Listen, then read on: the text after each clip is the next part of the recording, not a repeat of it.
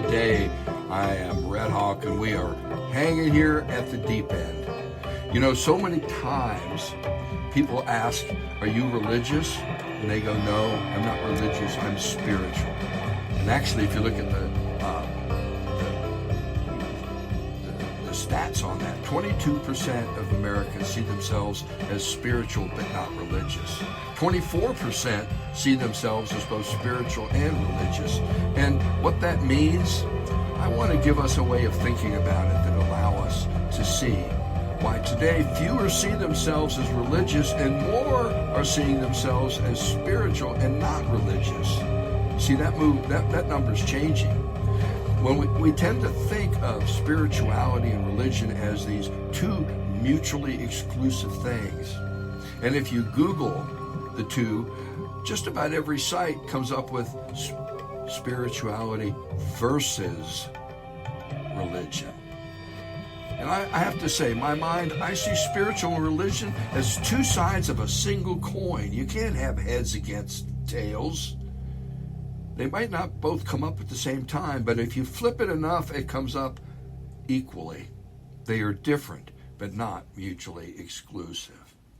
Now, if we think of spirituality more as involving a personal quest for meaning, if you will, in our lives, and religion is more involved in an organized entity, and we think about it in terms of rituals and practices and focusing on God and a higher power. And I want us to see that religion, for most, we see it as organized around beliefs and practices. Institutionally, we see it. When if you really look at what religion is, it comes from the root religare, and if you listen to a previous podcast on this, I try and flesh all that out. Religare means to relink. You see, religion, an organized religion, is this thread of continuity that we have as one side of who we are. And the other side, spiritual side, well, that's about experience. And the way I've said it in a previous podcast, just as religious as this relinking, reconnecting, spirituality is, the root is breath, which is now. It's this breath. And religion tries to take this now that is mine and connect it to all the other nows in my life, and how all of that experience, can I relate it to Buddhism? Can I relate it to Christianity, at least some of the theologies? Can I relate it to Hinduism or Islam? You see, that continuity of trying to put myself in a context, that's very, very important. Religious connects my now with a host of traditions and experiences of past nows, usually coming from a human being and then generating out and propagating into a huge process. So today I want to discuss the two sides of this experience that we humans have. One facing the past and trying to connect us to it, and the other seeking to connect us directly through this experience that is now. Both of these are reaching for relevance and meaning for the sake of finding and creating purpose in our lives. At least that's what I've come to the conclusion is. And so I want us to see that religion, although is usually linked to an organized happening, we don't have to be going to church in order to have religion. As a matter of fact, some people's religion, and I see this on Facebook all the time, some people's religion is coming out of their wounds that the institutions have put in them, and they create a whole woundology, a whole religion out of their wounds, which is, what are you linking your past to? What are you taking this moment and linking it to? You know, if you have, trauma is a very strong thing, and the church has definitely traumatized a number of people in a number of different ways. But I want us, for the sake of this podcast at least, to start thinking of religion as what you do in your head to link this moment to the past, so that the continuity, the thread of your life has more meaning. And I'm convinced that both religion and spirituality are necessary. Both of them are meaning factories. They seek to put our lives into a context that both inspires and aspires us towards more energy, towards more movement, adaptability, resilience, and change in the name of health and wholeness. Now, Kubler-Ross, who's someone I used to read quite extensively, she laid out what she called the 3 pillars of spirituality. And I think these really are a good insight as to how your spiritual life is going. 1, it's an insight. You have an insightful relationship with yourself and others. 2, you have a strong personal value system. And 3, you have the fulfillment of a meaningful purpose to your life. These 3 are moving together, which I really like. So here we go. I want us to think about religion as the continuity that binds us not just to ourselves, but ourself to the world in a very meaningful way. I mean, some people, it's connecting them so heavily, they're ready to go and do jihad on people. And I mean that in the most corrupt way of understanding the word jihad. In other words, fanaticism. That happens. And I'm not talking about that. I'm talking about how we take the thread of our being and connect it, both spiritually and religiously. Now, I kind of laid out a model. I want to welcome our host, Mary Ann Rudis, coming from Spokane Valley. Bob Hayes coming to us all the way from Florida. And I'm here in Spokane, Great Northwest. Mary Ann, I'll start with you. What say you on this? Oh, stand by one. Oh, all right, go ahead now. I'm sorry. One of the things that came to my mind as you were talking was, especially about religion, was that there's nothing new under the sun. And so when we think in our spiritual life, when we think we have these, we do have these experiences. These are experiences that others have had, and they may or may not be articulated, but they are something that, and so with religion, we can go back and we can trace teachers and people that were expressing the experiences, the spiritual experiences they were having, and these turned into religion. And so it's, I have a love-hate relationship with organized religion. That's why you're my sister. Well, it's like during some really, really difficult times, there's a community that comes together to support people, and when it's functioning properly. And that kind of, I've always said, thank God for the church ladies, the women that come together and bring meals and bring food and tend to others. And that can be above and beyond any personal spiritual expressions. But I like that you describe spirituality as being now, being in this moment. And it's that ongoing connection that we are constantly evolving and learning. And then, yes, everything that we do has to be put into some kind of a context. Whether that's a religious context, I'm, like I said, I'm still on the fence on that. But I think it's a recognition that there is a long human history of searching, a long human history of trying to come together as a community and make sense of the world that we live in. Amen. And as you speak, I've been singing about this for 40 years.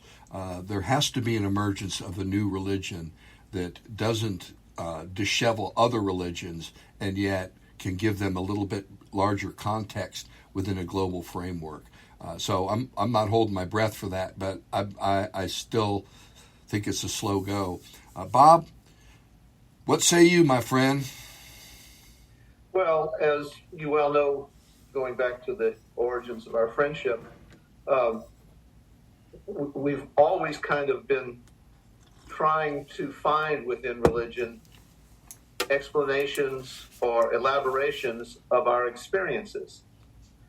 And I think that when you talk about spirituality being in the now, you have to include all the various spiritual experiences that you've had throughout your life, which have resulted in you being in the place that you are now. And personally, I was raised in a Protestant denomination, as you well know, who's probably have minimal rituals compared to, say, the Catholic Church and so forth, and basically relied upon the Bible as its foundation for everything that followed within the institution that it created. One of the problems is that most people don't read the Bible.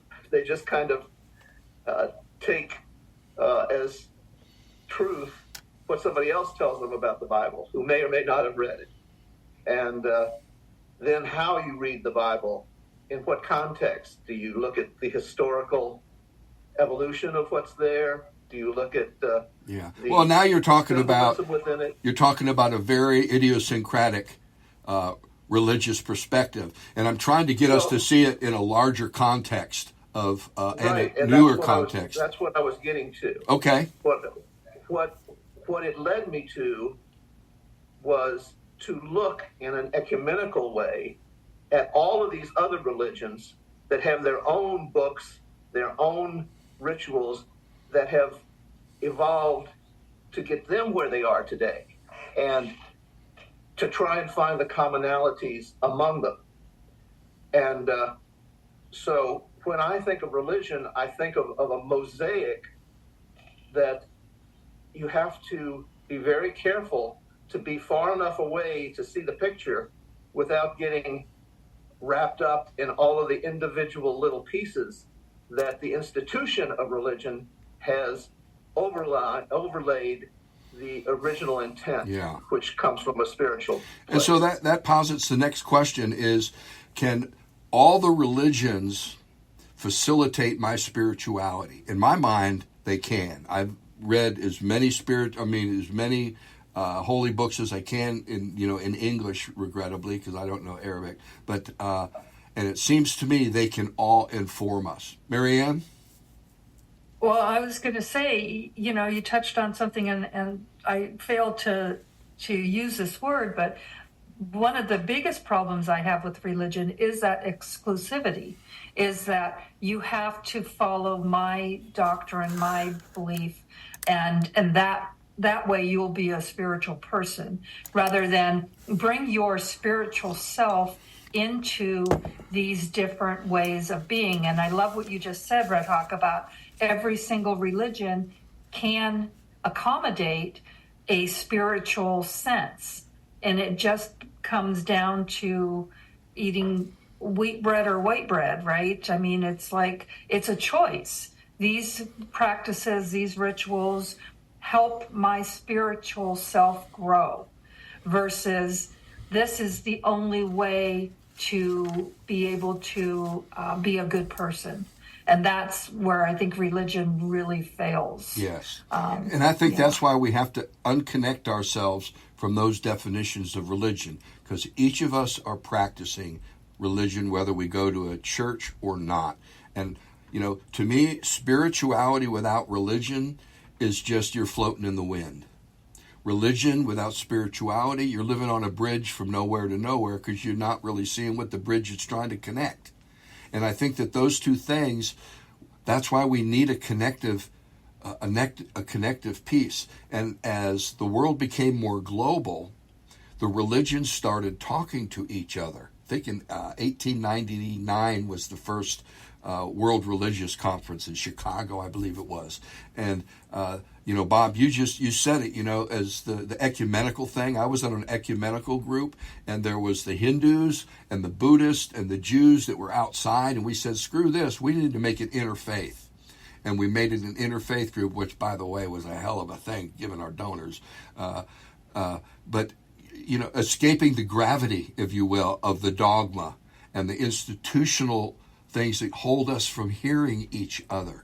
And I think that's part of the new spirituality today, is it's starting to listen cross-culturally. And Bob, as you were talking, I could not help thinking of Joseph Campbell's work,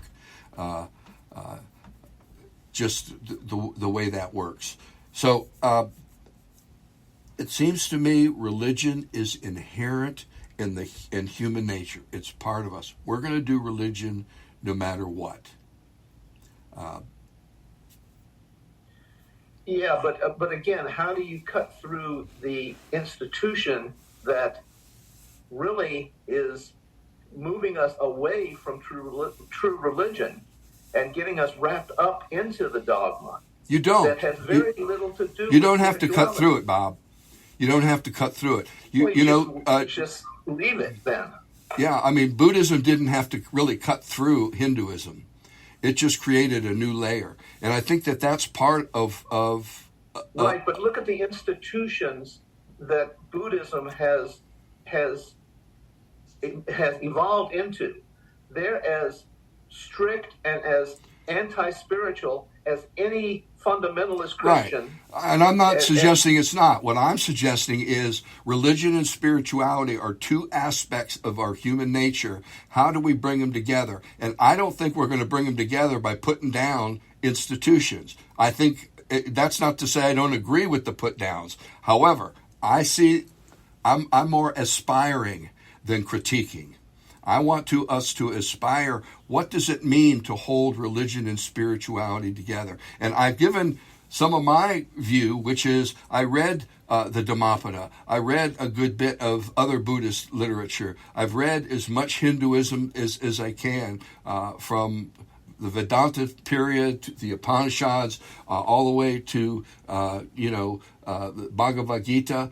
I've read an English version of the Quran. I've met with people from all these religions and we've discussed it, and it's churned up not what we have in common, but what we need that we don't have in common.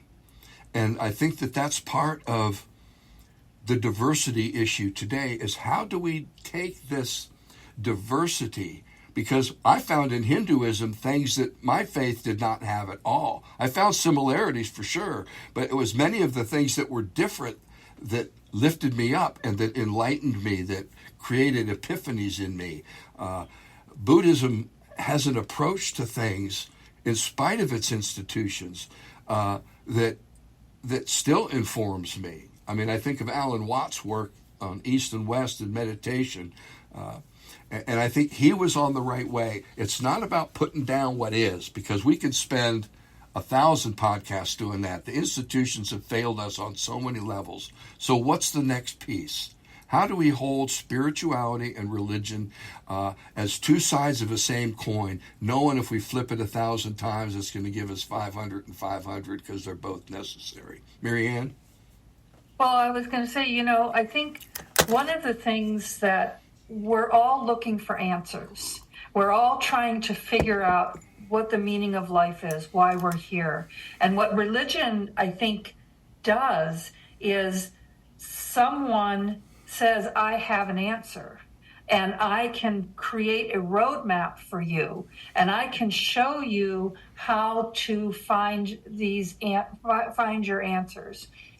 Where it fails is when religion says, I'm going to give you the answer. I'm going to tell you what you need to do, rather than creating a space to say, and this is where your spirituality comes in, is you have to find your own way. But we can, in this religion, we can give you a structure. We can give you a safe guardrails so that you can find your own way spiritually forward.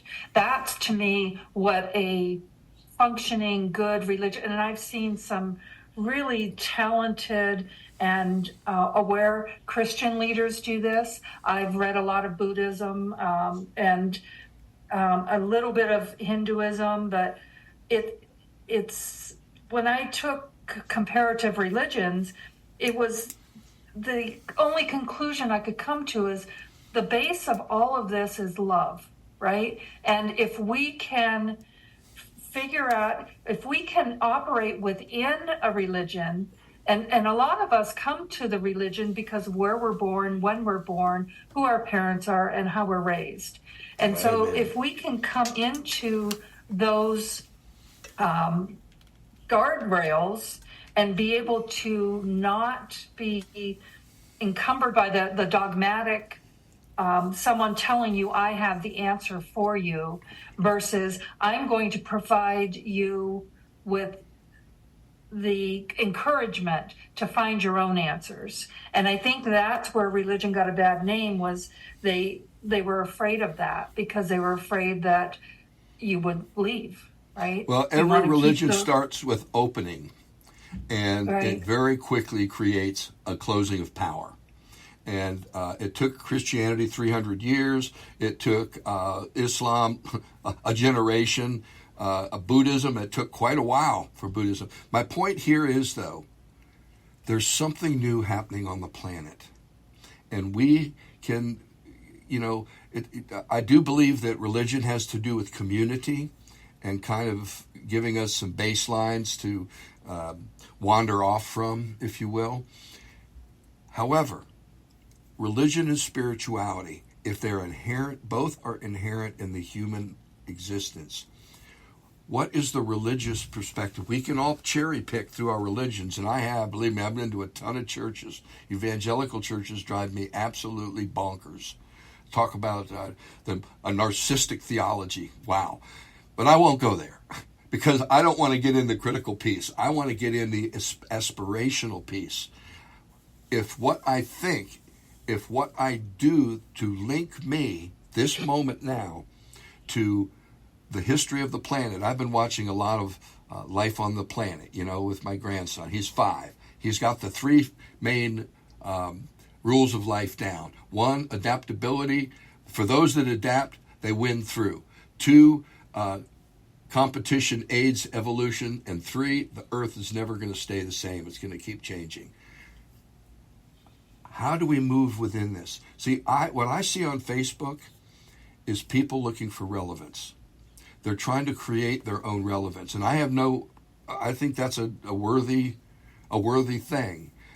As a phenomenology person, I'm always anxious to see how people create their meanings that they can gather themselves around. And it's those who are lofty and they're doing, what are those called, those nice quotes that lift you up over and over.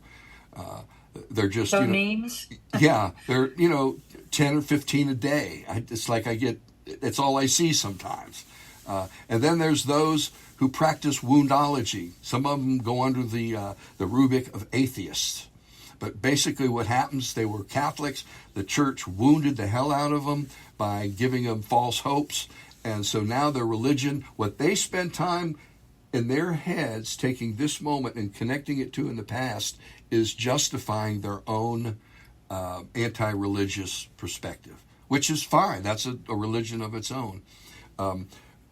What I see today in the church, and I've said this before, most people in the church, no matter what ilk, are looking for 2 things, comfort and justification.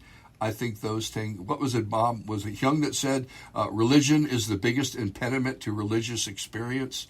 And I think that over and over, how do we weave these together? And I'm passionate about it because I'm trying to do it.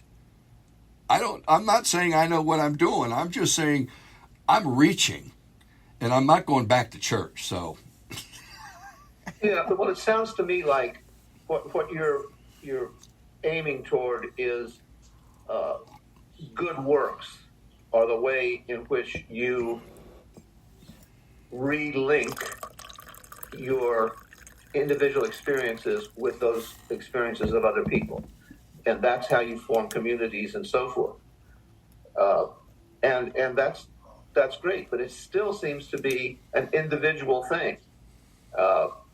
I have very little hope, and you know me, I'm the cynic of the group here. I have very little hope that any human organization can avoid the pitfalls of institutionalism. I've never seen any evidence for anything, any human organization that has not fallen into this. So if you can find your own center and your own guides for your action, you can be both religious and spiritual. But I don't know how well you interact with other people to make that happen. Yeah. Well, and to me, there is a new emergence, and Bob, you and Marianne, you both gave me a key to it, and I think it's justice. It's not about good works. It's about fairness. It's about a different way of seeing fairness, if you will. Now, we're coming to the end of our time. So, Marianne, final comments? Well, I think that one of the things, like within every religion that has their rules and their guidelines, that some people need that, some people want that, some people need to be told what to think and what to do, and but there's also a mystical piece in every single one of these religions, where people of those traditions have been able to transcend that and connect with something that is universal. And I think that's where the two can come together. You can have a tradition and be spiritual. You can be spiritual, I think, without having a religious tradition to fall back on, but you still need a spiritual community. And those are emerging right and left. And I think that one of the things that I think is really important is the recognition that we are connected to each other and to something else. And that's where my spirituality begins and ends. Amen. Bob, final comments? Well, let me just say that I don't mean to put down religious institutions. I just want to look at them realistically in that they are human creations and with all of the foibles that happens there. Yet within them, there's always the chance that you can remain within them and still have an independent thought. Teilhard de Chardin is maybe the most easily articulated example of someone who was firmly based in the Catholic Church, but spent his entire life exploring things that the Catholic Church denied and would not allow him to speak about. But he went ahead and did it because he saw the value of that institution in a larger sense, moving back from that mosaic, as I was saying earlier. Yeah. And eventually, he had the stick-to-itiveness to stick to his guns, and eventually the church came around and accepted what he was saying. So, yeah, you can exist within the institutions, but you can't let the institutions overpower your ability to seek your own path. Yeah, and also circumvent, because he left all of his notes to his secretary, Israeli's something, I can't remember her name or his name, because he knew if he gave them to the church, they'd never see the light of day. So I want to do an a priori statement here, and that's that all institutions fray. They all have their own longevity. They come into life, they peak out, and they die. And that's why even our founding creators were talking about, you have to keep redoing this. This is not the final thing, man. You got to realize stuff comes up. And that's an important piece. And something that I've wanted to do for a while, and it's going to turn into probably a couple podcasts. But we're going to go about some more differences, but how important both are. and that's men and women. You know, it seems, and I've said this in the past, you know, women have relationships, men share inventory. Except, if you will, gay men, which is going to be a whole other podcast, because I know some gay couples, they have the most, I've never known men that had these kind of relationships before, all over the place, just like I don't have. What is the difference? What really puts us apart? Is it neurological? Is it some cognitive difference? Is it what is it? Is it just our training? You know, you can't grow a rose from a tulip bulb. So there's something there that's different. Freud used to say women have penis envy. Well, you know what, Sigmund, I think men have womb envy, because that's the ultimate power. And we don't like not having it. But we'll talk more on this. Till then, my friends, the spiritual and the religion, they're in you, they're flowing through you. Be well, wonder deep, and blessings.